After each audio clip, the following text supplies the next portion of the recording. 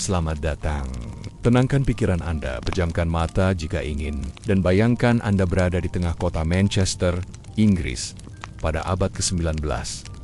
Udara tak jernih, tetapi penuh jejak masa lalu, jejak mesin, jejak kaki kecil yang berlari di lantai pabrik, dan jejak langkah para pemilik industri yang diam-diam membentuk dunia modern. Dalam video malam ini, kita akan mengarungi masa yang tidak terlalu jauh dari sekarang, tetapi cukup berbeda untuk terasa seperti dunia lain. Ini bukan kisah raja atau penakluk. Ini adalah kisah tentang kebisingan konstan, debu yang menyumbat paru-paru, dan rutinitas tak berujung di bawah langit berasap. Kita akan mulai dengan melihat dunia dari sudut pandang seseorang yang tidak pernah diminta pendapatnya. Seorang anak kecil, pekerja pabrik tekstil, hanya 6 tahun usianya. Lalu, kita akan menelusuri istana dan deretan pabrik tua yang kini sunyi, hingga akhirnya mengintip kehidupan kalangan elit yang nyaman berselimut sutra, sementara suara mesin terus meraung. Sekarang, mari kita mulai. Bayangkan dirimu terbangun bukan oleh pelukan hangat kasur, tapi oleh dentang bel logam yang menandai dimulainya hari kerja. Masih gelap di luar, embun belum jatuh, dan kamu, seorang anak berumur 6 tahun, berjalan tanpa suara bersama puluhan anak lainnya menuju bangunan batu besar tempat ribuan benang dipintal. Di era revolusi industri, terutama di kota seperti Manchester, anak-anak adalah bagian penting dari sistem produksi. Mereka kecil, tangan mereka muat menyusup ke dalam celah mesin pemintal, dan upah mereka hampir tidak ada. Pabrik tekstil bukan tempat yang tenang. Bayangkan ruang tertutup dengan puluhan mesin besar berderak tanpa henti. Suara keras itu menjadi irama harian, sedemikian rupa sehingga para pekerja dewasa pun kehilangan pendengaran mereka dalam beberapa tahun. Bagi anak-anak, itu hanyalah permulaan dari segalanya.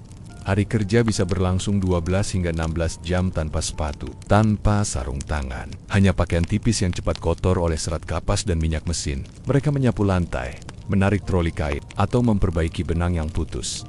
Semuanya dalam bayang-bayang bahaya mesin yang tidak pernah berhenti. Kadang ada makanan, biasanya roti keras, sup encer, dan jika beruntung, potongan daging yang sudah tua. Tapi lebih sering, anak-anak hanya mencuri waktu untuk mengunyah sembunyi-sembunyi di sudut ruangan, jauh dari mata pengawas. Apa yang mereka rasakan? Mungkin rasa lelah yang tidak bisa dijelaskan.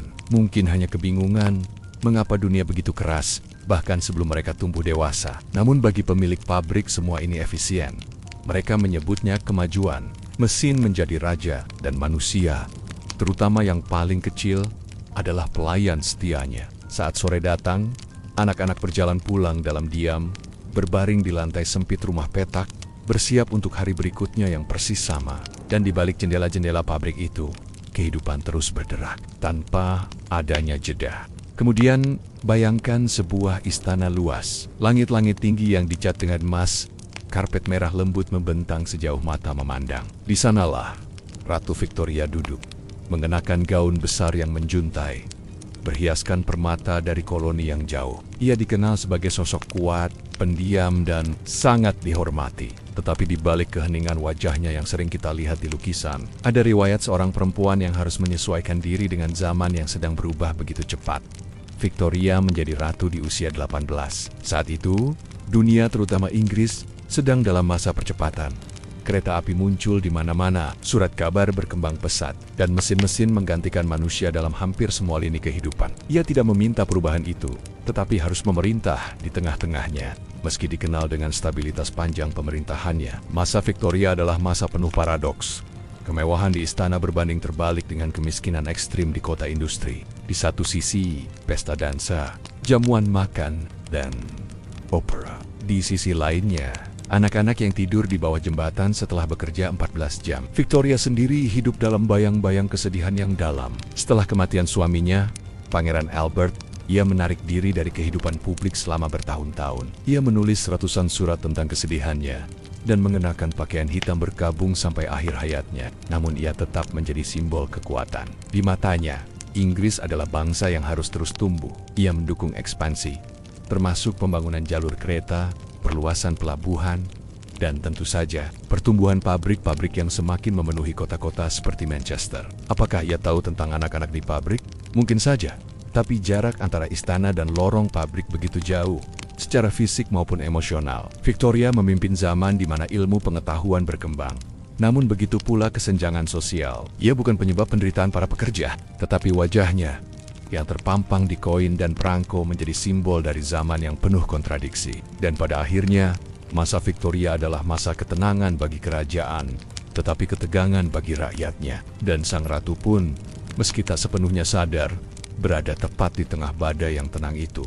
Sekarang, mari kita berjalan perlahan ke dalam bangunan yang telah lama ditinggalkan. Angin masuk melalui jendela yang pecah. Lantai masih dipenuhi sisa serat kapas. Dan jika kamu diam sejenak, mungkin kamu bisa mendengar suara samar, denting logam, derak roda, dan napas berat seseorang yang tak terlihat. Inilah pabrik-pabrik hantu di Manchester. Jejak yang masih berdiri dari masa revolusi industri. Ketika mesin-mesin berhenti untuk selamanya di pertengahan abad ke-20, banyak bangunan dibiarkan begitu saja. Terlalu besar untuk dihancurkan, terlalu mahal untuk diperbaiki, maka mereka menjadi ruang kosong, penuh kenangan. Beberapa orang yang tinggal di sekitar area ini bersumpah bahwa mereka mendengar langkah kaki berat di malam hari. Bukan suara makhluk gaib seperti dalam dongeng, tetapi gema masa lalu pekerja yang tidak pernah benar-benar meninggalkan tempat kerja mereka. Di antara dinding bata yang mengelupas, ada ukiran kecil, seperti inisial, tanggal, serta simbol. Tanda-tanda bahwa di sini seseorang pernah menghabiskan hidupnya. Mungkin dia sedang bosan. Mungkin dia ingin dikenang. Dalam beberapa kunjungan arkeologi industri, para peneliti menemukan sepatu anak-anak, masih kecil dan ringan, tertinggal di balik mesin besar. Tidak ada pemiliknya, hanya benda yang membisu, tapi bercerita lebih banyak dari kata-kata. Beberapa bangunan kini diubah menjadi museum, tapi banyak lainnya tetap kosong, menjadi semacam ruang tidur abadi bagi ingatan kolektif masa industri. Yang menjadi menarik, mesin-mesin itu meskipun rusak, berkarat, bahkan patah, tetapi masih berdiri. Mereka seperti tengkorak dari era yang baru saja mati, tetapi belum dikubur. Dan di malam yang sepi, ketika hanya angin yang bergerak, orang-orang berkata bahwa mereka bisa merasakan ritme lama masih berdetak. Pabrik-pabrik ini kini sunyi. Dulunya adalah jantung kota. Kini, mereka adalah jendela bagi kita untuk mengintip betapa kerasnya hidup orang biasa di masa lalu. Sekarang, mari kita tinggalkan lorong sempit dan debu pabrik. Bayangkan sebuah ruang duduk luas dengan karpet oriental, rak penuh buku bersampul kulit, dan aroma tembakau mahal mengambang di udara. Inilah dunia para konglomerat Manchester. Mereka yang tidak pernah menyentuh mesin, tapi menjadi sangat kaya karenanya. Para industrialis besar hidup di sisi kota yang sangat berbeda. Di pinggiran yang rimbun, rumah-rumah bata merah mereka berdiri megah, berjendela besar, dan berserambi lebar. Di dalam, ada piano, lampu gas gantung, dan kursi berlengan dari kayu mahoni. Dan tentu saja, pelayan. Banyak pelayan. Bangun tidur mereka tidak mendengar suara peluit pabrik. Mereka mendengar denting halus teh pagi yang disajikan dalam porselen. Sambil membaca koran, mereka mengecek harga saham kapas dan hasil pengiriman dari koloni. Tidak semua dari mereka jahat atau kejam. Banyak yang percaya diri mereka telah membangun dunia baru, dunia industri yang modern. Beberapa bahkan membangun rumah sakit dan sekolah. Bukan karena belas kasihan semata, tapi karena reputasi adalah aset. Mereka menjadi anggota klub eksklusif, menghadiri makan malam amal, dan mempekerjakan arsitek terbaik untuk mendesain pabrik. Bukan agar nyaman bagi pekerja, tetapi agar megah dilihat dari jalan. Satu hal yang unik dari elit Manchester ini adalah mereka sangat menyukai inovasi.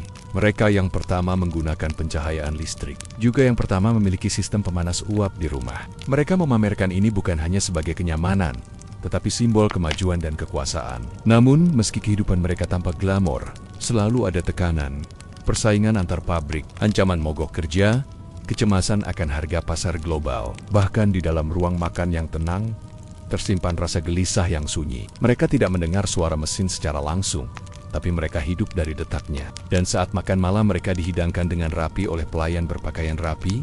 Di luar sana, pabrik-pabrik tetap bekerja, siang dan malam. Dan sekarang, saat semua segmen telah kita lalui, mari perlahan mundur dari suara mesin yang dulu tak pernah berhenti. Dari asap yang dulu menutupi langit Manchester, dari lorong-lorong pabrik dan istana para industrialis. Bayangkan jalan-jalan yang kini sunyi, pabrik-pabrik tua yang berdiri seperti reruntuhan modern. Di dalamnya hanya debu dan cahaya matahari tipis yang menembus celah bata tua.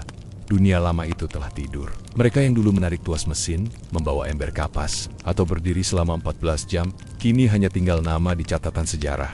namun kehidupan mereka tetap bergema dalam tekstil yang kita kenakan, dalam kota-kota industri yang kita tinggali. Dan dalam keheningan seperti ini, saat malam tiba dan dunia melambat, begitu juga Ratu Victoria yang tak pernah menyentuh mesin, tapi menjadi wajah dari seluruh zaman yang diwarnai oleh mereka dan para konglomerat yang duduk jauh dari panas dan debu, tetapi membangun dunia berdasarkan bunyi roda dan kerja tanpa henti. Sejarah itu tidak selalu gemilang. Kadang ia berbau oli, keringat, dan kelelahan. Kadang ia muncul sebagai suara samar dari masa lalu, seperti napas terakhir sebuah mesin tua sebelum padam. Kini, Anda bisa membiarkan mata Anda perlahan terpejam, membayangkan detak mesin yang makin pelan, makin lembut, hingga akhirnya hilang. Terima kasih telah ikut menyusuri waktu dalam perjalanan yang tenang dan penuh bayangan. Sampai kita bertemu lagi di cerita tidur berikutnya.